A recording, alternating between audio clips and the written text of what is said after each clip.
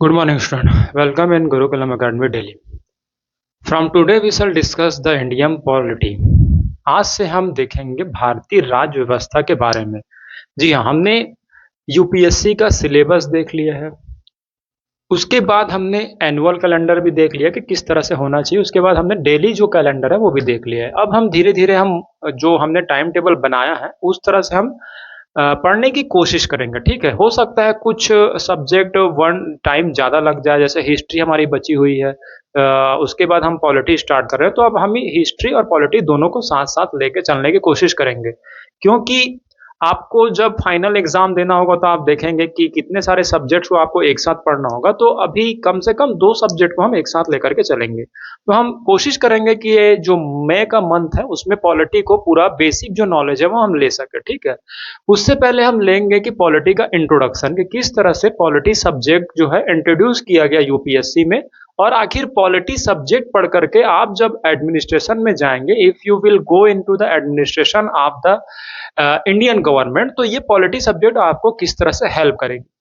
जैसे कि बहुत सारे एजुकेशन सिस्टम में ये क्वेश्चंस बहुत अराइज होते हैं कि जो हम पढ़ते हैं वो हम यूज़ नहीं कर पाते और जो यूज़ करते हैं वो हम पढ़ते नहीं हैं। ये बहुत क्वेश्चंस हुआ है, उसके साथ-साथ न्यू एजुकेशन पॉलिसी भी आई है, लेकिन उसमें भी आप देखेंगे ज़्यादा कुछ चेंजेस नहीं हुआ। लेकिन यूपीएससी एक ऐसा एग्ज़ाम है जहाँ पर जो सब्जेक्ट है वो आपको कहीं न कहीं लाइफ में काम ज़रूर आएँगे। इसीलिए देखोगे कि जब आप यूपीएससी के सब्जेक्ट्स पढ़ोगे तो आपके लाइफ में not not only for your service, आपके लाइफ में भी वो नॉलेज जो है काम आएगा। चाहे वो फिलॉसफी हो, चाहे वो आपका एथिक्स हो, चाहे आप हिस्ट्री आपको पता होगा तो देखोगे किस तरह से हिंदू मुस्लिम कंट्रोवर्सी होती रहती है। अगर आप हिस्ट्री जानोगे तो फिर इस कंट्रोवर्सी में नहीं फँसोगे जो कि देश फँस रहा है। मतलब देखिए, आईएएस के एग्ज़ाम निकालने से आप एक सर्विस तो जॉइन कर सकते हैं, आपको आईएएस पोस्ट तो मिल जाएगा, लेकिन उस नॉलेज से भी आप कहीं न कहीं सोसाइटी को कंट्रीब्यूट कर सकते हैं, जो कि आज मुझे लगता है कि सोसाइटी को ज़रूरत है। आप फ़ोर्सफुली किसी भी सोसाइटी को रोक नहीं सकते, जैसे कि कंट्रोवर्सी काफ़ी होती है हिंदू-मुस्लिम की।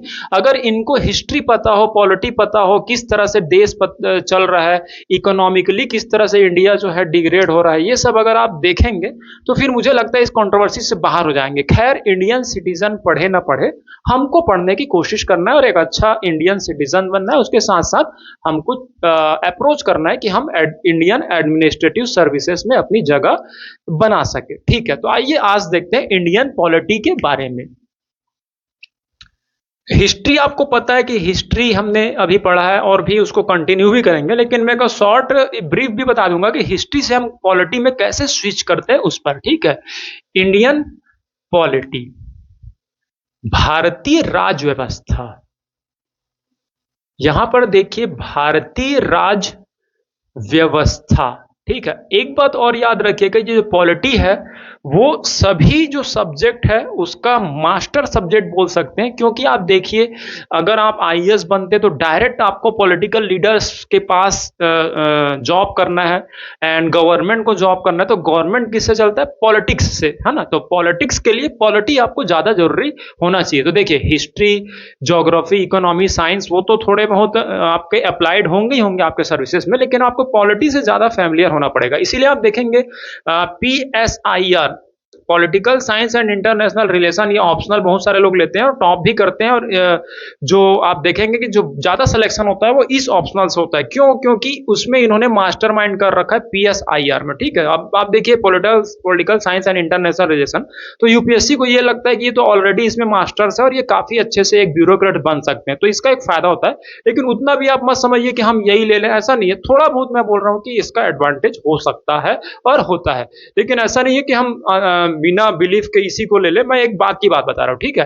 तो आप केवल जीएस के पॉलिटी को पढ़ के भी उस तरह से मास्टर मतलब पीएसआर के लायक बन सकते हैं। मतलब आप देखिएगा कि किस तरह से, किस अप्रोच से अगर हम जो इंडियन पॉलिटी को भी बेसिक से पढ़ते हैं तो हम एक आईएएस के एबल बन सकते हैं। तो कहने का जो मेन मतलब है वो पॉलिटी आपको समझना है, चाहे आप ऑप्शनल लो तो ना लो तो भी जीएस के रूप में पढ़ रहे हैं, जीएस के फॉर्म में भी पढ़ रहे हैं, तो भी हमको इसमें अच्छा से कमांड करना है। ठीक है, तो आइए आज हम चालू करते हैं अब देखिए भारतीय राज्य व्यवस्था, एक यहाँ पर याद रखिए, जैसे ही हम सब्जेक्ट में एंटर करने वाले हैं, एक एक वर्ड को आपको ब्रेक करते हुए यूपीएससी के सिलेबस को समझते जाना है ना। वर्ड में ही सब कुछ छुपा हुआ है, कीवर्ड जो बोलते हैं। तो देखिए इंडियन, यहाँ पर पॉलिटी। अब ये देखिए कि इंडियन पॉलिटी बोला गया, ठीक है, इंडिया की जो पॉलिटी है वो, यहां पर देखिए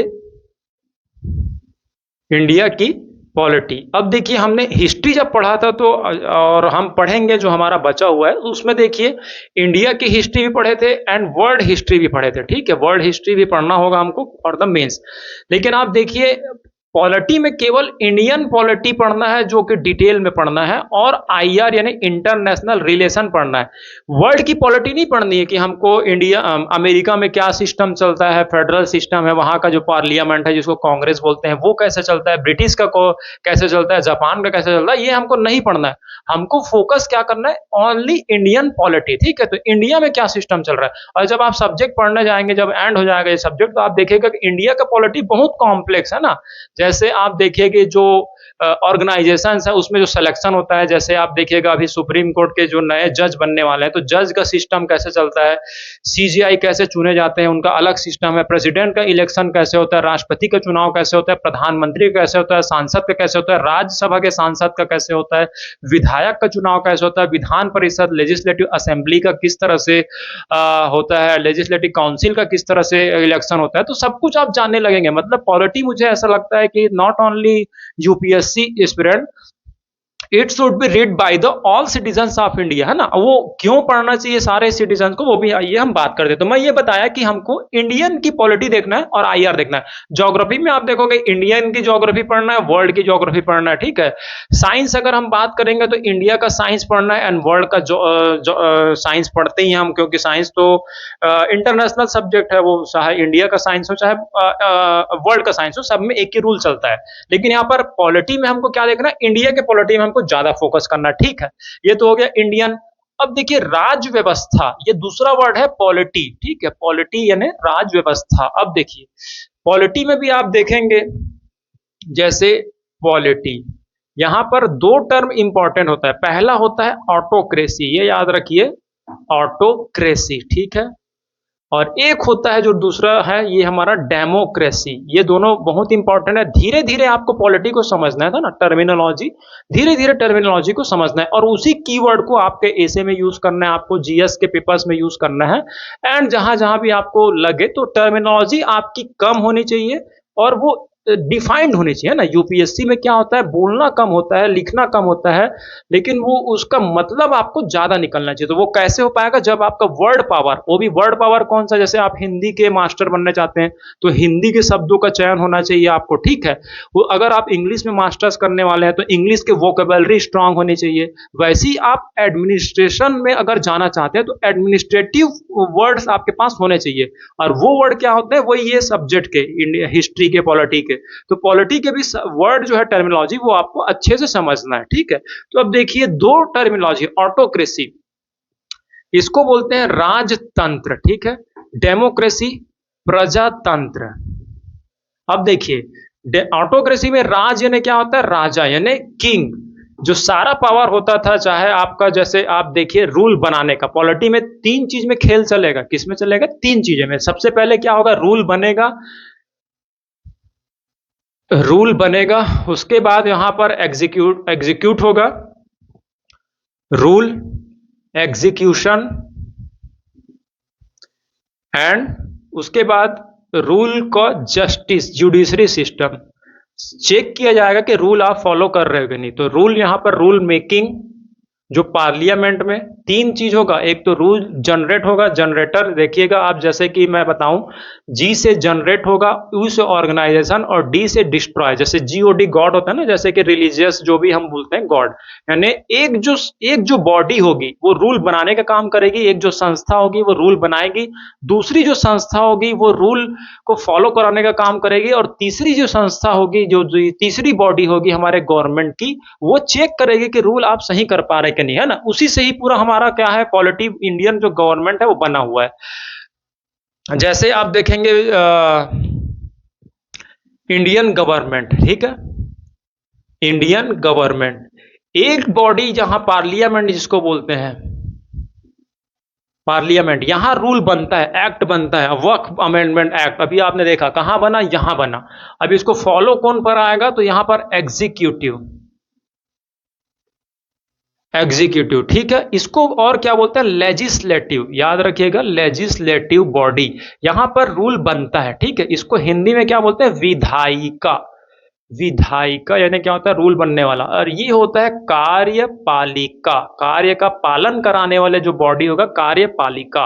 और यहां पर देखिए न्यायपालिका, जो तीसरा बॉडी होती है वो न्यायपालिका, इसको इंग्लिश में बोलते हैं ज्यूडिशरी, ज्यूडिशरी सिस्टम, ठीक है। तो ये जो है मेरे तीन अनमोल रतन, इस तरह से आपने गाना सुना होगा, यहाँ दो नहीं तीन हो जाएंगे जो कि गवर्नमेंट में होंगे। एक तो होगा लेजिस्लेटिव, एग्जीक्यूटिव एंड जुडिशरी, तीन जो है आप देखिए, legislative, executive and judiciary, leg, judiciary, लेज, ठीक है, लेज याद रखिएगा, लेज मतलब इंडियन गवर्नमेंट या कोई भी गवर्नमेंट में तीन जो है काम इंपॉर्टेंट होते हैं। उसी को आप इससे याद रख लीजिएगा, जी से जनरेटर, रूल बनेगा, ऑर्गेनाइजेशन एंड डिस्ट्रक्टर यानी जस्टिस करेंगे। जैसे कि हिंदुज्म में देखिए कि ब्रह्मा जी को बोला जाता है कि वो रूल बनाते हैं, विष्णु जी फॉलो करते हैं, और जो शिव जी है उनको खत्म करते हैं, ठीक है। सेम उसी कॉन्सेप्ट को लेकर के हर रिलीजन में ऐसे ही आप देखेंगे कि कोई एक होंगे वो रूल बनाएंगे, दूसरे जो होंगे वो फॉलो करवाएंगे, और तीसरे हो जाएंगे जस्टिस उनको देंगे। कोई कोई रिलीजन में एक ही पर्सन या एक ही पावर में ये बोला गया है कि वही रूल बनाएंगे, वही फॉलो करवाएंगे, और वही जो है जस्टिस का सिस्टम डिफाइन करेंगे, ठीक है। उसी को ड्राफ्ट करते हुए हर रिलीजन से लेकर के इंडियन गवर्नमेंट या फिर पूरे इंटरनेशनल जो पॉलिटिकल सिस्टम है उसको भी वैसे ही बनाया गया कि तीन बॉडी रहेगी गवर्नमेंट की, तीन जो पार्ट रहेंगे गवर्नमेंट के, वो होगा, एक जगह रूल बनेगा, एक जगह रूल फॉलो किया जाएगा, और एक जगह रूल चेक किया जाएगा, ठीक है। अब ये तीन जो पावर है, तीन याद आ गया आपको पावर, वो तीन पावर ऑटोक्रेसी में एक ही में होता था, ठीक है।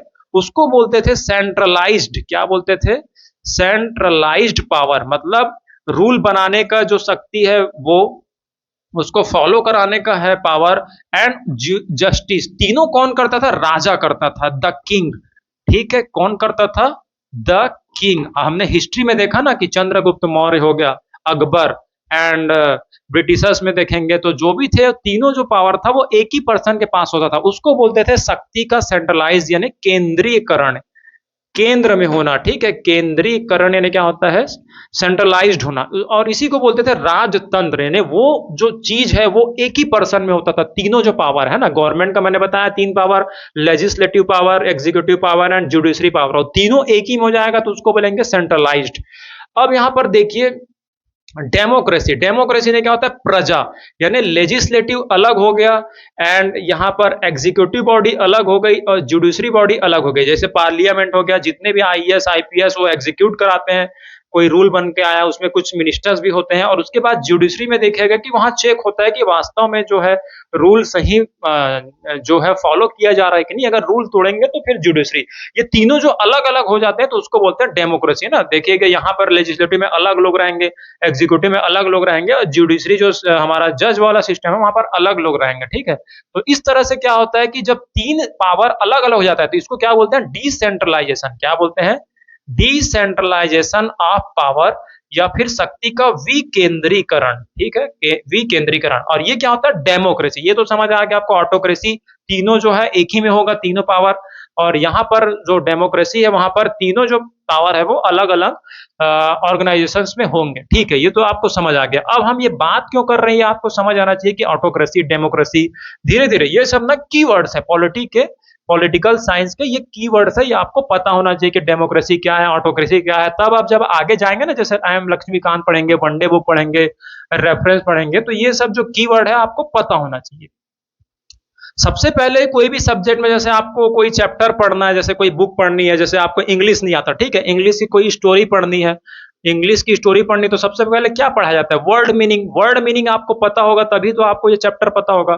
वैसे ही अगर आपको पॉलिटी पढ़ना है, कोई भी न्यू सब्जेक्ट पढ़ना है, तो उसके जो टर्मिनोलॉजी है उसको आपको पहले समझ जाना चाहिए, तब जाकर के आपको सब्जेक्ट में एंटर कराया जाना चाहिए। लेकिन आप मिस फॉर्चुनेट की बात बोल रहे हैं कि जो कोचिंग वाले क्या करते हैं, डायरेक्ट आपको अंदर ले जाएंगे।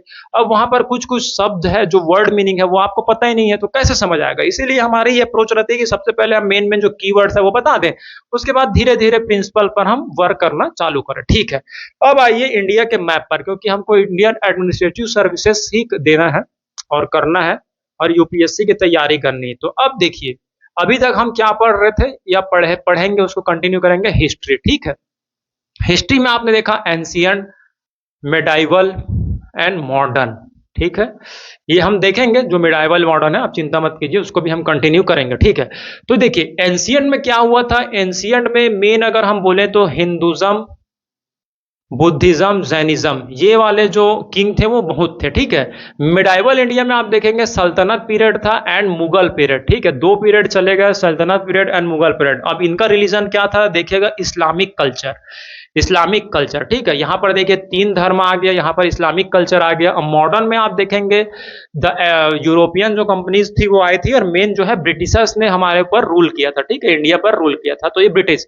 अब इनका क्या जो रिलीजन था वो था, यहाँ पर देख सकते हैं क्रिश्चियनिटी। ठीक है, क्या क्या थी इनके रिलीजन, क्रिश्चियनिटी। ठीक है, अब देखिए जब एंशियंट इंडिया था तो जस्टिस किससे चलता था, हिंदुज्म पे। देखिएगा जब भी कोई किसी से अगर पनिशमेंट हो गया या कुछ हो गया, जो भी सिचुएशन समाज में आती है या सोसाइटी में आती है, तो हिंदुज्म वाले जब राजा थे तब क्या करते थे, वो वेद शास्त्रों के अनुसार कोई भी काम करते थे। जैसे बहुत पहले की बात है, आप देखेंगे जैसे लोअर कास्ट के लोग अगर कोई वेद पढ़ लिए या फिर सुन लिए, तो ऐसा बोला जाता है कि उनके कानों में सोना पिघलाकर डाल दिया जाता था। ये सब जो गलत फहमियां जो डाली गई थी वो कुछ ब्राह्मणों के द्वारा डाल दी गई थी, कुछ जैसे अपर कास्ट के लोगों के द्वारा डाल दी गई थी, और वो भी ऐसा बोला जाता था कि ये सब वेद में लिखा हुआ है। ठीक है, बाकी लिखा गया नहीं लिखा गया वो तो वेद वाले ही बता सकते हैं, उतना हमने स्टडी नहीं करी है। ठीक है, लेकिन जो मेन बात बोलने का जो मतलब वो थे क्या था, जस्टिस सिस्टम हिंदुज्म के बुक से चलता था। ठीक है, जब बुद्धिज्म के जो आए, जैसे आप देखेंगे अशोका आए थे, तो वो जस्टिस कैसे करते थे, देखिएगा जब कलिंगा का वार हुआ तो उन्होंने सब कुछ छोड़ दिया था। मतलब कौन से बुक से वो रिलेटेड थे, जो जस्टिस सिस्टम था या फिर जो एडमिनिस्ट्रेशन था वो बुद्धिज्म के बुक पर डिपेंड था। जब जैनिज्म के जो किंग्स आए, वो क्या करते थे, जब भी हमारे जो जस्टिस सिस्टम है उसमें जैनिज्म के जो प्रिंसिपल्स है उसको वो फॉलो करते थे। ठीक है, अब देखिए जब मुगल्स या फिर सल्तनत पीरियड चलता था तो इस्लामिक कल्चर यानी कुरान, हदीस, इसके अकॉर्डिंग ये क्या करते थे, जस्टिस करते थे। ठीक है, जो एडमिनिस्ट्रेशन चलाते थे वो इस बुक के अकॉर्डिंग है ना, क्योंकि राजा राजतंत्र, यहां हिस्ट्री में क्या था, यहां पर देखिएगा आप ऑटोक्रेसी, ऑटोक्रेसी यानी क्या हो जाता था, किंग। और किंग किससे चलता था, अपने रिलीजियस बुक से। किससे चलते थे, रिलीजियस बुक्स से। ठीक है, ये हो गया रिलीजियस बुक्स से। अब देखिए अलग अलग रिलीजन था ऑटो के हिस्ट्री में। सल्तनत मिडाइवल पूरा पूरा इस्लामिक कल्चर यानी कुरान और हदीस, इससे यहाँ पर जस्टिस किया जाता था। और आप देखेंगे कोई भी जो रिलीजन है उनके जस्टिस में कभी भी गलत नहीं होता। वो क्या होता है, बाद में जो लोग आते हैं वो उनके जस्टिस को अपने अकॉर्डिंग मॉडिफाई कर देते हैं। जैसे हिंदुज्म में भी आप एकदम इंडस वाली सिविलाइजेशन में जाएंगे तो आप देखिएगा कि वहां पर ऐसा कास्टिज्म या फिर लोअर कास्ट अपर कास्ट ऐसा नहीं था। लेटर वैदिक पीरियड में हमने देखा था ना हिस्ट्री में, जो अर्ली वैदिक पीरियड था उसमें तो जो सोसाइटी थी वो on based on the work थी कि कर्म पे, लेकिन बाद में जो लेटर वैदिक पीरियड आया उसमें आपके बाय बर्थ डिसाइड करने जाने लगा है ना। मतलब वेद को या फिर जो रिलीजियस बुक था उसको अपने अकॉर्डिंग मॉडिफाइड किया जाने लगा। ठीक है, तो आइए बैक टू द टॉपिक देखते हैं। तो जो मिडाइवल इंडिया था वहां पर किससे चलता था, कुरान और हदीस, इससे रिलेटेड जो जस्टिस सिस्टम होता था। जब ब्रिटिश आया तो उन्होंने क्रिश्चियनिटी जो रिलीजन था उसके अकॉर्डिंग कहीं ना कहीं एडमिनिस्ट्रेशन है और जस्टिस है वो सब इससे चलता था। ठीक है, तो देखिए जब India before independence 1947, before independence there were too many types of religious system in India, और जो जस्टिस था या एडमिनिस्ट्रेशन था वो इन्हीं बुक्स के अकॉर्डिंग चलता था। लेकिन जब इन 1947 में जब इंडिया फ्री हुआ तो इंडिया के सामने ये प्रश्न था कि अब कौन सा religion, Hinduism, Buddhism, Jainism, Islamic culture या फिर क्रिश्चियनिटी, कौन से रिलीजन को हम यहाँ पर जस्टिस सिस्टम या एडमिनिस्ट्रेशन, ये जो हमारा इंडिया बनने वाला है, सपनों का भारत जो आजादी मिलने वाली है, तो कौन से रिलीजन से हम जस्टिस सिस्टम को चलाएंगे? क्योंकि पहले तो अलग अलग राजा होते थे, लेकिन अब जो है डेमोक्रेसी आने वाली है आफ्टर इंडिपेंडेंस, ठीक है, डेमोक्रेसी जो कि बाकी जो कंट्रीज थी उसमें आ चुकी थी। यहाँ पर देखेंगे अमेरिका, रसिया, चाइना, या एंड यहाँ पर आप देखेंगे फ्रेंच रिवॉल्यूशन जो हुआ था, एंड जर्मनी, इटली, यहाँ पर सब में आ चुका था, ठीक है। लेकिन इंडिया का डेमोक्रेसी किस तरह से होगा? काफी लेट आया इंडिया में, जो फ्रीडम मिला है, आजादी मिली, वो बहुत बाद में मिली, ठीक है। तो यहाँ पर देखेंगे कॉन्स्टिट्यूशन असेंबली बनी थी, कॉन्स्टिट्यूंट असेंबली, असेंबली, ठीक है। यही काम था जिसमें डॉक्टर भीमराव अंबेडकर साहब जी जो प्रेसिडेंट थे, बहुत मतलब आप समझिए इंटेलेक्चुअल पावर उनका काफी अच्छा था। और वो उन्होंने बैलेंस करके किस तरह से कॉन्स्टिट्यूशन को ड्राफ्ट किया था, इसीलिए उनको भगवान का दर्जा दिया था। क्यों? क्योंकि जो जो कमी थी, एक प्रकार से बोल सकते हैं, समाज में वेदों के होते हुए भी समाज में इनइक्वलिटी आ गई थी, कास्टिज्म आ गया था, and lower caste, upper caste and religions आ गए थे। उन सबको बैलेंस करते हुए एक प्रकार से नया ड्राफ्ट, नया कानून बनाना, जिसमें आप देखेंगे किसी के साथ भेदभाव नहीं हुआ है। आप देखेंगे अपर कास्ट, लोअर कास्ट, उन्होंने लोअर कास्ट के रिजर्वेशन की बात बोली थी, है ना। ऐसा नहीं बोला था कि अगर अभी किसी, जैसे उस समय भीमराव अंबेडकर साहब नहीं होते, कोई नॉर्मल से अगर आप पर्सन को दे देते, तो वो क्या करता, वो करता कि नहीं, अब लोअर कास्ट को पूरा पूरा 100% रिजर्वेशन दे सकते थे, है ना। क्योंकि पहले तो वैसे ही था, 100% reservation was for the upper caste, और लोअर कास्ट को तो रिजर्वेशन नहीं था। तो एक पर्सन अगर ऐसा सोचता, तो वो क्या करता, after independence the 100% reservation will be fixed for the lower caste, और अपर कास्ट को तो एग्जाम से बाहर ही कर देते, है ना। लेकिन जो रिजर्वेशन दिया गया था, वो हमको सोचना चाहिए कि इक्वलिटी के लिए दिया गया था। और भीमराव जो अंबेडकर साहब जी थे, उन्होंने कितने अच्छे से कुछ परसेंट में उनको रिजर्वेशन दिया, ताकि समाज इक्वल हो जाए। Reservation is for the equality of the society, है ना। ये आपको समझना पड़ेगा। देखिए, यूपीएससी पढ़ रहे हैं ना, तो केवल क्वेश्चन आंसर में मत फंसे रहिए। आप देखिए कि इंडिया में क्या चल रहा है, उसको जी करके पढ़ेंगे तो एग्जाम अपने आप बनेगा, और तभी आपको खुद से आइडिया बनेगा ना। अदरवाइज हम सोचते हैं कि क्वेश्चन आंसर खेलते रहेंगे, तो फिर इंडिया को कैसे समझ पाएंगे ना। एग्जाम तो निकाल लेंगे, लेकिन आप सोसाइटी में फंस जाएंगे। तभी आप देखेंगे कि कभी कभी कोई आईएएस वगैरह भी ऐसे सिचुएशन में फंस जाते हैं जहां हैंडल नहीं कर पाते। तो थोड़ा सा समझ के जाइएगा आप एग्जाम में, और तब सिलेक्शन लीजिएगा तो मजा बहुत आएगा, ठीक है। अब देखिए क्रिश्चियनिटी, ठीक है। तो यहां पर मैं बताया था constituent assembly in was form in the 1946 on the suggestion of cabinet mission. Cabinet mission आई थी, वो जब हम मॉडर्न पढ़ेंगे तो उसको डिटेल में करेंगे, लेकिन अभी आप इतना याद रखिए कि एक संविधान सभा बनी, उन्होंने काफी स्टडी किया, और उसके बाद एक डेमोक्रेसी आया। डेमोक्रेसी वही बताया था मैंने अभी पिछले ही कुछ देर पहले कि डेमोक्रेसी क्या थी, तो डेमोक्रेसी आ गया। लेकिन देखिए भीमराव अंबेडकर साहब जी ने क्या बोला, अब कोई भी धर्म को हम प्रेफरेंस नहीं देंगे, हम क्या करेंगे, सेक्युलर, धर्मनिरपेक्ष जो हमारा संविधान रहेगा वो सेक्युलरिज्म रहेगा। कोई भी धर्म को हम प्रेफरेंस नहीं देंगे, लेकिन किसी भी धर्म को हम छोड़ेंगे नहीं। सभी धर्मों को अच्छी अच्छी बातों को लेकर के एक बुक बनाएंगे, इंडियन कॉन्स्टिट्यूशन, आईसी जिसको हम बोल देंगे बार बार, इंडियन कॉन्स्टिट्यूशन। उसी से हमारा जो एडमिनिस्ट्रेशन है या फिर जस्टिस सिस्टम है, सब कुछ उसी से ही चलेगा, ठीक है। और इसमें सारे धर्म के अच्छे बातों को हम ले लेंगे, ये बोला कौन, भीमराव अंबेडकर साहब जी ने। हाँ, अगर वेस्टर्न का, अगर जो पश्चिमी देशों का सेक्युलरिज्म अगर हम बात करेंगे, तो उन्होंने क्या किया था, जब वो आजाद होते गए थे, तो अपने जो कॉन्स्टिट्यूशन है उससे धर्म को पूरा पूरा खत्म कर दिए थे। इसीलिए आप देखेंगे जो वेस्टर्न कंट्रीज है, वो आज डेवलपिंग तो है, डेवलप तो है, पैसे तो उनके पास बहुत है, लेकिन उनके पास रूल रेगुलेशन और सोसाइटी खत्म हो गई है ना। देखेंगे आप क्रिश्चियनिटी अगर देखेंगे कोई भी क्रिश्चियनिटी कंट्री में, तो वहां पर अब लोग उतना धार्मिक या रिलीजियस नहीं रहे, और इसीलिए देखिए पैसा के पीछे भागते गए, पैसा तो आने लगा, लेकिन कोई चीज था वो छोड़ दिए। वो उनको अब फीलिंग हो रहा है कि हमारे देश में कुछ ऐसा चीज तो छूट रहा है, और इसीलिए आप देखेंगे कोई किसी का रेस्पेक्ट नहीं करता है, सब पैसे पे ही रहते हैं, सब प्रोफेशनल हो गए, ठीक है। लेकिन भीमराव अंबेडकर साहब जी को यहाँ पर क्रेडिट देना होगा। किस तरह से क्रेडिट देना होगा? क्योंकि उन्होंने जब ड्राफ्ट किया तो उन्होंने एक सेक्युलरिज्म का नया डेफिनेशन लेके आया, that was different from the other countries of the world, जो हमारी मेड इन इंडिया सेक्युलरिज्म बोल सकते हैं कि हमारा जो कॉन्स्टिट्यूशन रहेगा वो सेक्युलर रहेगा। हम किसी भी धर्म को प्रेफरेंस नहीं देंगे, लेकिन सभी धर्मों की अच्छी बातों को हम रखेंगे और सभी धर्मों को इंक्लूड भी करेंगे। तभी आप देखेंगे कि इन द इंडिया सेक्युलर होते हुए भी जो सारे धार्मिक कल्चर है वो चल रहे हैं। ठीक है, तो भीमराव अंबेडकर जी ने ये इंडियन कॉन्स्टिट्यूशन ड्राफ्ट किया और इसी से अब देश चल रहा है। देखिए, आजादी के पहले किससे चलता था? राजा। और राजा किससे चलता था? अपने अपने रिलीजियस बुक से। कई रिलीजन ने हमारे ऊपर मतलब इंडिया में रूल किया है, और आफ्टर डेमोक्रेसी जो है अब जो चलता है वो इंडियन कॉन्स्टिट्यूशन पे चलता है, भारतीय संविधान पे चलता है। उसको बनाया था संविधान सभा ने, उसके प्रेसिडेंट थे डॉक्टर भीमराव अंबेडकर जी।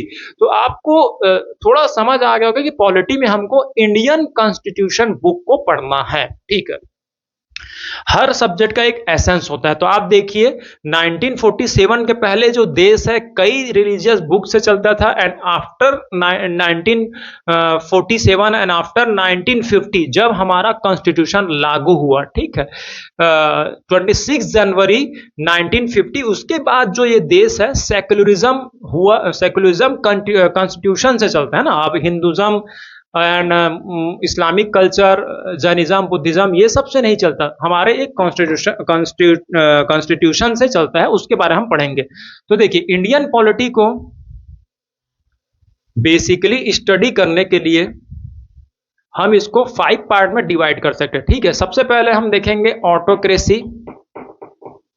ऑटोक्रेसी क्यों? क्योंकि जब ब्रिटिशर्स आए थे तब भी ये देश ऑटोक्रेसी से चल रहा था। ठीक है, और उसके क्योंकि हमारा जो कॉन्स्टिट्यूशन बना है ना, जो संविधान अभी हम चलता है, हमारा जो संविधान, ये आईसी याद रखेगा, इंडियन कॉन्स्टिट्यूशन, इसमें ब्रिटिश गवर्नमेंट का काफी रोल है ना। इन्होंने ही हमको समझाया था।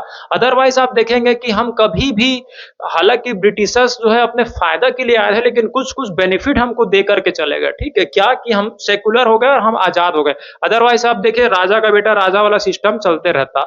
और फिर ऑटोक्रेसी में बहुत सारी खामियां थी, डेमोक्रेसी में बहुत सारी खामियां होती। ये सब हम पढ़ेंगे, प्रिंसिपल जब पढ़ेंगे तब। ठीक है, अभी तो हमको इंट्रोडक्शन लेना है। This will be studied in the advance class, है ना। तो अभी अब देखेंगे इंडियन पॉलिटी, ऑटोक्रेसी। ठीक है, उसके बाद हम दूसरा जो यूनिट पढ़ेंगे इंडियन पॉलिटी को पढ़ने के लिए, ये यूनिट 1 हो गया। यूनिट 2 ब्रिटिश एक्ट के बारे में पढ़ेंगे। 1773 से 1947 तक बहुत सारे एक्ट आए थे। आखिर एक्ट क्यों आए ये भी आपको पता होना चाहिए। उसके बाद हम थर्ड पढ़ेंगे कॉन्स्टिट्यूंट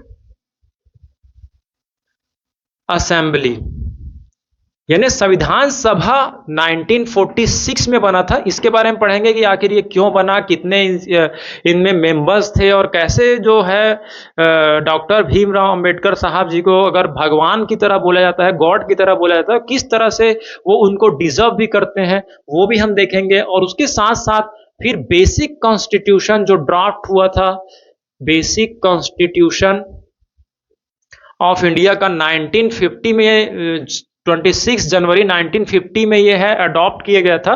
तो इसके बारे में पढ़ेंगे। बेसिक कॉन्स्टिट्यूशन 4th यूनिट होगा, और 5th यूनिट हमारा होगा जो अमेंडमेंट होता है। ठीक है, अब देखिए, बन तो गया था लेकिन अमेंडमेंट भी होते हैं, ये हम पढ़ेंगे कि अमेंडमेंट जो है संशोधन कैसे होता है, स्पेशल मेजॉरिटी, सिंपल मेजॉरिटी, साधारण बहुमत, स्पेशल विशेष बहुमत, किस तरह से कब कौन से चीज को करने के लिए हमको साधारण बहुमत चाहिए, कौन से ऐसे अफेयर्स हैं, मामले हैं, उसके लिए स्पेशल मेजॉरिटी चाहिए। वो सब हम इसमें 5th यूनिट में देखेंगे। तो देखिए, पूरे इंडियन पॉलिटी को हम 5 भाग में डिवाइड करेंगे। ऑटोक्रेसी, क्योंकि जब तक ब्रिटिश आए थे, मतलब ईस्ट इंडिया कंपनी आई थी 1600 में, ठीक है, तब तक जो देश है ऑटोक्रेसी से चल रहा था, यानी अलग अलग धार्मिक बुक से चल रहा था। ब्रिटिशर्स भी आए थे तो भी वो अपने धार्मिक किताबों से ही रूल कर रहे थे। ठीक है, सब कुछ ठीक चल रहा था। लेकिन एक्ट कब चालू हुआ? देखिए, 1600 में अंग्रेज आ गए थे, लेकिन एक्ट लाना उन्होंने चालू किया 1773 में। ठीक है, ये एक्ट का बात मैं इसलिए बोल रहा हूँ क्योंकि यहाँ पर जो 1773 से 1947 का एक्ट है वो हमारे इंडियन कॉन्स्टिट्यूशन का बैकबोन है, मतलब उसी को आधार लेकर के हमने कॉन्स्टिट्यूशन बनाया, तो इसलिए इसके बारे में भी थोड़ा देखेंगे। अब देखिए एक्ट के बारे में थोड़ा सा जानने की कोशिश करते हैं, एक्ट आखिर क्यों लाया गया। देखिए जो पहले तो ऑटोक्रेसी चल रहा था 1600 में, लेकिन यहाँ पर दो वार हुआ था। 1757 में वॉर ऑफ प्लासी एंड 1764 में वॉर ऑफ बक्सर। ये दो वॉर याद रखना, ठीक है, फॉर द पॉलिटी। वैसे तो हिस्ट्री में बहुत सारे वॉर हुए हैं, ठीक है, आप देखेंगे बहुत सारे वॉर्स हुए हैं, आप देखेंगे Panipat war of first second third and war of Chanderi, war of Ghaghra, इस तरह से बहुत सारे वॉर हम देखेंगे, ठीक है। लेकिन फॉर द पॉलिटी हमको दो वॉर इंपॉर्टेंट है। दो वॉर क्यों इंपॉर्टेंट है? 1757 में वॉर ऑफ प्लासी हुआ, जो किसके किसके बीच हुआ था? रॉबर्ट क्लाइव वर्सेस सिराजुद्दौला, ठीक है, सिराजुद्दौला बंगाल का जो किंग था उसके और रॉबर्ट क्लाइव के बीच में। क्योंकि सिराजुद्दौला जो है ब्रिटिश गवर्नमेंट या ब्रिटिश रूलर से परेशान हो गया था, उन्होंने वॉर किया था, हालांकि वो पराजित हो गया था, हार गया था, ठीक है। फिर दूसरा वार हुआ था 1774 में, अगर एग्जैक्ट डेट भी चाहेंगे तो यहां पर 23 जून 22 अक्टूबर 1764 में फिर से वॉर हुआ था। फिर से एक बार कोशिश किया गया था कि अंग्रेज को हम भारत से निकाल करके फेंकेंगे। इस बार लेकिन जो अंग्रेज का हीरो था वो था हेक्टर मुनरो। यहाँ पर रॉबर्ट क्लाइव था जो कि अंग्रेज का था in the war of Plassey 1757 में। लेकिन 1764 में जो 7 साल बाद वॉर हुआ उसमें हेक्टर मुनरो जो था वो अंग्रेजों के तरफ से लड़ रहा था। और इधर से वॉर ऑफ बक्सर में यहाँ पर शाह आलम सेकंड, सुजाउद्दौला एंड मीर कासिम, इन तीन लोगों ने फिर से, देखिए अंग्रेज से परेशान तो हो गए थे तो कोशिश तो जारी था कि अंग्रेज को हटा कर के करें। सिराजुद्दौला ने कोशिश किया, हार गया। उसके बाद 7 साल बाद शाह आलम सेकंड, सुजाउद्दौला एंड मीर कासिम, तीनों ने मिल करके ब्रिटिश गवर्नमेंट को हटाने की कोशिश किया। और इधर से था हेक्टर मुनरो, फिर भी ये तीनों के तीनों हार गए थे। अब कहानी शुरू हुई अंग्रेजों के पास कि किस तरह से हमारे खिलाफ तो बगावत हो रहा है, हो सकता है फ्यूचर में 1757 के बाद हो सकता है, 7 साल हुआ है, 1770 में भी हो जाए, 1780 में भी चांसेस बन सकते हैं। तो अंग्रेज क्या कर सकते हैं, भविष्य देख लेते थे और उसके अकॉर्डिंग यहाँ पर प्रेजेंट में स्टेप लेते थे। तो जो ब्रिटिश रूलर्स है ना, जब हम मॉडर्न इंडिया पढ़ेंगे तो भी हम कोई चीज अच्छा ही चीज सीखने की कोशिश करेंगे ब्रिटिश गवर्नमेंट से। तो देखिए दो जो लड़ाई हुई 1757 एंड 1764, दो जो हुआ 1757 एंड 1764, अब अंग्रेज चौकन्ना हो गए और बोले कि नहीं, जो हमारी जो कहानी चल रही है ऑटोक्रेसी से, उसमें कुछ लाना पड़ेगा, कुछ चेंज करना पड़ेगा। और इसीलिए 1773 में, ताकि 1773 में देखिएगा आप, 1773 में 9 साल के बाद ब्रिटिशर्स ने एक्ट लाना चालू किया। सबसे पहला 1773 का आया था रेगुलेटिंग एक्ट। याद रखिए, रेगुलेटिंग क्यों बोलते हैं कि जो हमारा शासन चल रहा है उसको वैसे ही चलाने के लिए कुछ कुछ प्रोविजंस लाए जाने चाहिए। तो उन्होंने एक्ट का सिस्टम लाना चालू किया 1773 में, क्योंकि दो युद्ध से, दो वार से वो डर गए थे कि आने वाले समय में और भी वार हो सकता है। तो ऐसा रूल लाया जाना चाहिए ताकि फिर से जो इंडिया वाले हैं वो ऑर्गेनाइज्ड ना हो, एक साथ ना हो पाए और हमारे खिलाफ फिर लड़ाई ना कर पाए। तो एक्ट लाना चालू किए। फिर 1773 से आप देखेंगे 1781, 1784, ऐसे करते करते वो इतना एक्ट लाते जाते थे 1947 तक, ताकि कोई रिवॉल्ट ना हो पाए। और इसीलिए आप देखेंगे 1764 के बाद कोई बिगेस्ट रिवॉल्ट नहीं हो पाया था। और हुआ था कब? 1857 का रिवॉल्ट आपने सुना होगा, भारत का स्वतंत्रता संग्राम 1857। अब देखिए 1757 में हुआ था, उसके 100 साल लग गए। क्यों?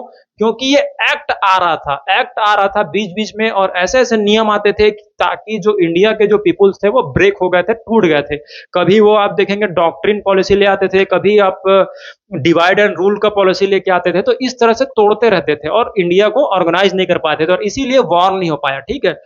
तो इसी एक्ट से भी हमको सीखना है, थोड़ा बहुत हमको पढ़ना भी पड़ेगा कि आखिर ये कैसे हमारे इंडिया के पीपल को मैनेज करता था और कोई भी जो है रूल नहीं आ पाता था। और वही जो इसी अच्छाइयों को हम डेमोक्रेसी को बचाने के लिए भी करते हैं। अभी आप देखेंगे बहुत सारे एक्ट लाया जाता है, कोई कमी होती है तो जैसे वक्फ एक्ट लाया गया है, हालांकि उसके पॉजिटिव निगेटिव एस्पेक्ट अलग अलग है, लेकिन जो है एक्ट उसी उसी जो प्रोसेस है जो अंग्रेजों ने लाया था अपने रूल को बचाने के लिए, वही फॉर्मेट में भी हम लोग भी कोशिश करते हैं कि डेमोक्रेसी को बचाया जाए। ठीक है, तो एक्ट के बारे में हम थोड़ा पढ़ेंगे। थर्ड यूनिट में पढ़ेंगे कॉन्स्टिट्यूशन असेंबली। देखिए, जब आजाद होने वाला था 1947 में, उसके पहले 1946 में कैबिनेट मिशन आई थी इन इंडिया, और उन्होंने बताया था कि कुछ ऐसा लोगों के ग्रुप बनाया जाए जो कि ड्राफ्ट कर सके तुम्हारा संविधान, तुम खुद बनाओ। ठीक है, तो उसमें से पूछा गया कि कौन संविधान बनाएगा, भारत तो आजाद होने वाला है तो कौन बनाएगा। तो गांधी जी वगैरह ने काफी चर्चा किया गया, और ऐसा हिस्ट्री में हम पढ़ेंगे भी कि गांधी जी जब इधर उधर परेशान हो गए थे कि कौन ऐसा संविधान को जानने वाला होगा, तो ये गांधी जी बाहर विदेश गए थे एक पर्सन के पास मिलने के लिए, ब्रिटिश गवर्नमेंट के पास, क्योंकि गांधी जी का आना जाना लगा रहता था। तो उन्होंने पूछा कि कौन कौन बना सकता है, कोई पर्सन आप दे दीजिए इंग्लैंड से, या आपके पास से कोई एक्सपर्ट दीजिए। तो वहां के जो गवर्नमेंट है उन्होंने गांधी जी को सजेस्ट किया कि आप हमारे पास क्यों आ रहे हैं, आपके पास तो बहुत बड़ा एक्सपर्ट बैठा हुआ है, शायद आपके उस पर ध्यान नहीं किया होगा। तो बोला कौन हो सकता है, तो डॉक्टर भीमराव अम्बेडकर जी है, वो तो फर्स्ट रैंक आईएएस टाइप का इंसान है, वो तो बहुत नॉलेजफुल है, इन द वर्ल्ड में उनकी बहुत चर्चा है। तो गांधी जी को पता चला अच्छा ऐसा है, तो फिर वापस आया और उनको यहाँ पर प्रेसिडेंट बनाया गया, और उन्होंने उसी जिस तरह से डिजर्व करते थे वैसे ही उन्होंने देखिए कि कॉन्स्टिट्यूशन को बैलेंस तरीके से काफी ड्राफ्ट किया। ठीक है, इसके बारे में पढ़ेंगे कॉन्स्टिट्यूशन असेंबली कब बनी, कैसे बनी। चौथा जो हमारा यूनिट होगा बेसिक कॉन्स्टिट्यूशन। अब देखिए भारत का कॉन्स्टिट्यूशन, ये याद रखिएगा, आईसी इंडियन कॉन्स्टिट्यूशन। जैसे आप देखेंगे मोबाइल में आईसी होता है ना, आईसी अगर उड़ गया तो मोबाइल पूरा काम नहीं करता, वैसे ही हमारा जो देश है अभी चल रहा है इंडियन कॉन्स्टिट्यूशन से। ये इसी को बचाते हैं, इसी को सबको ही बचा रहे हैं। सुप्रीम कोर्ट भी इसका गवर्नर है, हमारा गवर्नमेंट भी इसका गवर्नर है, और कॉन्स्टिट्यूशन अपने आप में गवर्निंग करता है खुद को। ठीक है, इसको बोलते हैं इंडियन कॉन्स्टिट्यूशन। इन्हीं कॉन्स्टिट्यूशन असेंबली वालों ने इंडियन कॉन्स्टिट्यूशन बनाया था। इसमें क्या है, 22 पार्ट है, यानी 22 भाग है। जैसे कोई बुक होता है उसमें चैप्टर होते हैं, वैसे भी हमारा देश जिस बुक से चलता है उसमें 22 भाग है, ये याद रखिएगा। एक एक भाग को हम धीरे धीरे पढ़ेंगे मेन मेन। उसके बाद आप देखिएगा 22 पार्ट्स हैं एंड 395 आर्टिकल्स हैं। बेसिक में थे 395 आर्टिकल एंड 8 शेड्यूल्स थी। शेड्यूल्स है क्या होता है, कुछ कुछ इंपॉर्टेंट चीज है उसको और अच्छे समझाने के लिए शेड्यूल। 22 जो पार्ट है उसको आर्टिकल्स में डिवाइड किया गया है, कि जैसे कोई चैप्टर होता है उसमें सब चैप्टर होते हैं, वैसे 22 पार्ट है, उसके उसके साथ साथ उसको आर्टिकल्स में डिवाइड किया गया 395, और कुछ कुछ स्पेशल प्रोविजन है उसको शेड्यूल्स में डाला गया। ठीक है, तो ये 3 पार्ट में ये बुक जो है आईसी डिवाइड है, एक तो पार्ट होगा, एक आर्टिकल होगा और शेड्यूल होगा। ठीक है, ये हो गया हमारा बेसिक। लेकिन अब देखिए बेसिक तो हमको पढ़ना ही है, इसमें सब कुछ है। इस 22 पार्ट में अगर आप 22 पार्ट 22 चैप्टर पढ़ लेंगे तो राष्ट्रपति से लेकर के हमारे गांव के पंच तक, मतलब प्रेसिडेंट से लेके एक वार्ड पंच तक कैसे चुनाव होता है, किसके पास कितना पावर है, कैसे एक दूसरे से इंटरेक्ट करते हैं state government, central government, local government, सब कुछ हम पढ़ लेंगे इस कॉन्स्टिट्यूशन को पढ़ेंगे तो। इसी में ज्यादा टाइम लगेगा। ठीक है, उसके साथ देखिए कुछ कुछ खामियां भी हो जाती है, जैसे कुछ कोई चीज बनता है तो कोई चीज बिल्डिंग हमारी कमी हो जाती है, जो हम बाद में रिनोवेशन भी कराते हैं। तो रिनोवेशन के लिए भी चैप्टर में छोड़ा गया था, और उसको हम पढ़ेंगे अमेंडमेंट। अभी तक आप देखेंगे 106 बार इसको संशोधन किया जा सकता है इंडियन कॉन्स्टिट्यूशन को। लेकिन आप अभी बोलेंगे जैसे वक्फ अमेंडमेंट एक्ट आया है, वक्फ अमेंडमेंट एक्ट, तो इसमें ये 107 क्यों नहीं हुआ, क्यों, क्योंकि वो एग्जिस्टिंग जो अमेंडमेंट है 1995 में उसी में मॉडिफिकेशन कर रहा है, ये अलग से कोई एक्ट नहीं जोड़ा गया है ना। जब भी कॉन्स्टिट्यूशन में अलग से एक्ट जोड़ा जाएगा तो उसको अमेंडमेंट में हम कंटिन्यू करेंगे, उसमें काउंट करेंगे, लेकिन अभी काउंट नहीं किया जा रहा। ठीक है, तो अमेंडमेंट मेन मेन कौन कौन से है वो भी हमको देखना होगा। तो देखिए सबसे पहला यूनिट क्या रहेगा, ऑटोक्रेसी, किस तरह से इंडिया जो ब्रिटिशर्स आए थे और रूल कर रहे थे। फिर हम देखेंगे ब्रिटिश एक्ट, किस तरह से उनको एक्ट लाना पड़ा, मैंने आपको बता दिया, क्योंकि जो शासन था, जो गवर्नेंस था, उसको खतरा हो रहा था, तो उसको रेगुलेट करने के लिए एक्ट लाना चालू किए। उसके बाद कॉन्स्टिट्यूशन असेंबली बनी 1946 में, फिर बेसिक कॉन्स्टिट्यूशन हमारा बना 1950 में, जो कि लागू किया गया। इसको हमको डीप में पढ़ना होगा, हर एक भाग को पढ़ेंगे, सेंट्रल गवर्नमेंट हो चाहे स्टेट गवर्नमेंट हो, लोकल गवर्नमेंट हो, चाहे वो इलेक्शन कमीशन हो, सबके बारे में है ना। उसके बाद हम थोड़ा बहुत पढ़ेंगे ये अमेंडमेंट क्या क्या हुआ, तो इन पांचों को पढ़ेंगे।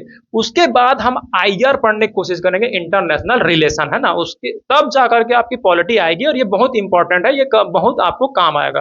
तो धीरे धीरे आप समझने की कोशिश कीजिए। और आप देखिएगा जैसे अभी हिंदू मुस्लिम डिबेट होता है कि हिंदुज्म से ये कंट्री चलती है, इस्लामिक कल्चर से कंट्री चलती है, इस तरह से डिबेट होता रहता है। लेकिन उन सबको अगर ये कॉन्स्टिट्यूशन पढ़ा दिया जाए, और जब वो जान जाएंगे कि अब सेकुलर बुक से जो देश चल रहा है, अभी हिंदुज्म और जो इस्लामिक कल्चर है, उसका तो कोई हमारा उतना इफेक्ट है नहीं। जो हमारा कॉन्स्टिट्यूशन चल रहा है उसके अकॉर्डिंग जो है लोगों को जस्टिस मिलना चाहिए, तो ये कंट्रोवर्सी खत्म हो जाएगी। लेकिन वहां पर देखेंगे जो भी कंट्रोवर्सी में शामिल रहते हैं हिंदुज्म में, मुस्लिज्म में, वो इस बुक को पढ़ते नहीं। वो कहाँ जी रहे हैं? वो 1947 के पहले वाले जिंदगी जी रहे हैं। और यही जो हिंदुज्म मुस्लिज्म करते थे, तभी देखिएगा ब्रिटिश जो हमारे ऊपर रूल करते थे ना, यही था कि इसी का फायदा उठा करके ब्रिटिश आ गए थे और आसानी से हमको गुलाम बना दिए थे। अब जो हमारे हिंदुज्म और जो इस्लामिक कल्चर करते रहते हैं, मुस्लिज्म करते रहते हैं, वो देखिए फिर से कोई तीसरा पार्टी आकर के हमको गुलाम बना सकता है, और अब बनाई भी रहे। आप देखेंगे हम किसमें फोकस करते हैं कि यहाँ पे टेम्पल होना चाहिए या मॉस्की होना चाहिए, ठीक है, वो एक अलग बात हो सकता है। वो एक मतलब समझ जाइए कि आस्था की बात हो सकती है, बिलीफ की बात हो सकती है। लेकिन अब देखिए, अभी भी आप देखेंगे कि कितने सारे मल्टीनेशनल कंपनीज आकर के हमको फिर से इकोनॉमिकली वीक कर रही है इंडिया को, ठीक है। आप देखेंगे मेड इन इंडिया, इसीलिए गवर्नमेंट जो है इनिशिएटिव कर रही है कि इंडिया में होना चाहिए, इंडिया की इकोनॉमी बढ़नी चाहिए, ना केवल रिलीजियस फिर से हम कंट्रोवर्सी करने लग जाए। तो वो चाह भी रही है, देखिएगा, हिंदू मुस्लिम हो इस कंट्री में इसलिए चाहते हैं क्योंकि ये जो है प्रोग्रेस ना करें, वो इसी में उलझे रहे, और हम इकोनॉमिकली जो है इंडिया को कंट्रोल करें। पहले भी आप देखेंगे जो ब्रिटिश गवर्नमेंट आई थी, जब हम मॉडर्न हिस्ट्री पढ़ेंगे तो आप देखेंगे कि जो ब्रिटिशर्स आए थे, वो क्या किए थे? सॉफ्ट पॉलिसी से गुलाम बनाए थे। सॉफ्ट पॉलिसी से मतलब पहले वो बिजनेस करते थे, धीरे धीरे इकोनॉमिकली स्ट्रांग हुए, और इकोनॉमिकली स्ट्रांग होने के बाद वो पॉलिटिकली स्ट्रांग हो गए।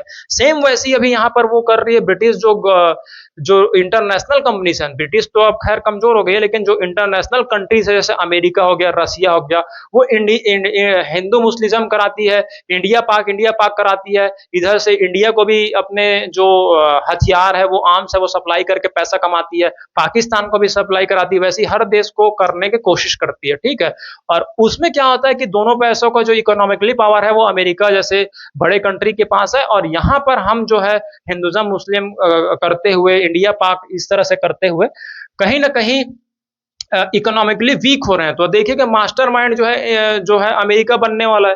तो ये सब में हमको डिबेट करना चाहिए। अब हम हिंदुज्म मुस्लिज्म इसमें करते रहते हैं। जब वो मॉडर्न इंडिया पढ़ लेंगे तो उनको पता चलेगा कि जब हम हिंदू मुस्लिम सिख ईसाई सब मिल, ईसाई तो कुछ हमारे साथ थे, ऐसा नहीं बोल सकता कि 100% ब्रिटिशर थे, तो कुछ ईसाई भी साथ दिए थे। तो हिंदू मुस्लिम सिख ईसाई सब एक हुए थे, इंटीग्रेट हुए थे, तब ब्रिटिश गवर्नमेंट को हटा करके हमको आजादी मिली है। तो जब आजादी मिल गई तो हम फिर 1947 से पीछे वाला बात करते हैं, डिबेट करते हैं कि हिंदुज्म से ये देश चलेगा, इस्लामिक कल्चर से ये देश चलेगा, या हिंदू राष्ट्र बनेगा, या ये राष्ट्र बनेगा, वो राष्ट्र बनेगा, जबकि इसको सेकुलर राष्ट्र रहने दिया जाए। क्योंकि देखिएगा अब जो है, जो इंडियन कॉन्स्टिट्यूशन है उसको फॉलो करना चाहिए। कॉन्स्टिट्यूशनल राष्ट्र, ये जो नेशनल नेशन होना चाहिए ना, ना केवल कोई रिलीजियस नेशन, और उससे ये देश चल सकता है। क्योंकि हमने कितने साल तक हिंदुज्म राष्ट्र देखा था, एंशियंट इंडिया में ये हिंदुज्म राष्ट्र था, अकेले कुछ नहीं कर पाया। फिर इस्लामिक कल्चर आ गए, इस्लामिक कल्चर वाले भी एक प्रकार के इस्लामिक कंट्रीज भी यहाँ पर बोल सकते हैं कि था। उसके बाद इस्लामिक कंट्रीज भी डिवाइड हो गया, उसके बाद इस क्रिश्चियनिटी कंट्रीज भी था। तो देखेंगे धर्म के नाम पर अगर हम कंट्री को ले जाने की कोशिश करेंगे तो कोई ना कोई आकर के हमको तोड़ देगा। जब ये कॉन्स्टिट्यूशनल कंट्री रहेगी तो सब हम एक हो सकते हैं, ठीक है। तो वही कॉन्सेप्ट हमको करना है कि हमको कॉन्स्टिट्यूशनल कंट्री बना करके सबको एक करके इकोनॉमिकली हमको इसको कंट्री को ग्रोथ करने की कोशिश किया जाना चाहिए। तो ये पॉलिटिक्स से अब जब आप पढ़ेंगे तो बड़ा कॉन्सेप्ट डेवलप होगा, और इस तरह से जब क्वेश्चंस आएंगे तो आप अपने थॉट्स, हो सकते हैं हमसे भी अच्छा थॉट्स आपके पास हो कि इंडिया को कैसे हम वर्ल्ड पावर बना सकते हैं, विश्व गुरु जो बात करते हैं वो बना सकते हैं। तो हो सकता है और आइडिया है ना। तो केवल रटना नहीं है, केवल आपको one day exam, UPSC is not for the one day exam, UPSC is conceptual exam. तो सबसे पहले आपको कॉन्सेप्ट डेवलप करना है, समझना है, उसके बाद अपना राय देना है। तो इस तरह से 5 यूनिट में हम इंडियन पॉलिटी को पढ़ने की कोशिश करेंगे, और उसमें भी ब्रिटिश एक्ट, कल से हम पढ़ेंगे ब्रिटिश एक्ट। ऑटोक्रेसी तो हम मॉडर्न हिस्ट्री में पढ़ ही चुके हैं, और इतना तो आपको पता होगा कि 1600 में ईस्ट इंडिया कंपनी आ गई थी।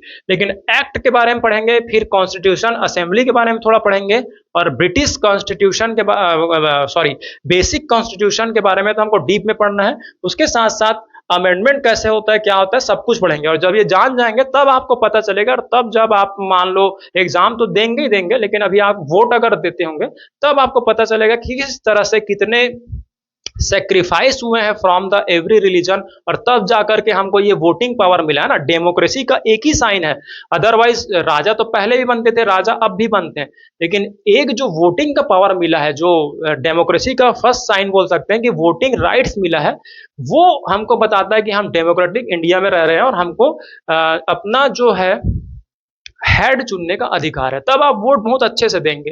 एग्जाम तो देंगे ही देंगे, लेकिन जब आप वोट दे देते हैं तो अभी तो हम क्या करते हैं, 5 मिनट कुछ चित्र देखते हैं, पिक्चर्स देखते हैं और बटन दबा के आ जाते हैं। लेकिन जब आप पॉलिटी पढ़ लेंगे तो आपको वो 5 साल में जो एक बार वोट देने का मौका मिलता है, उसमें आप कम से कम 5-10 घंटे सोचेंगे, देखेंगे, एनालिसिस करेंगे, तब जा करके आप एक वोट भी सही पर्सन को देंगे। उधर से अगर आप आईएएस बन जाते हैं तो वहां से भी आप देश को कंट्रीब्यूट करेंगे, और इस तरह से दोनों तरीके से, सब तरह से कंट्रीब्यूट करेंगे, तब आप इंडिया को वास्तव में एडमिनिस्ट्रेशन को सर्व कर पाएंगे। ठीक है, तो आइए अब हम पॉलिटी भी पढ़ेंगे और कोशिश करेंगे हिस्ट्री को भी करने का, और उसके साथ साथ सी सेट के भी एक टॉपिक को रोज करने की कोशिश करेंगे for the UPSC 2026। And Hindi English जो कंपलसरी हमारा एग्जाम होता है उसको भी हम इसमें करने की कोशिश करेंगे। धीरे धीरे अब स्पीड को बढ़ाने की कोशिश करेंगे। ठीक है, तो मिलते हैं नेक्स्ट क्लास में। Thank you.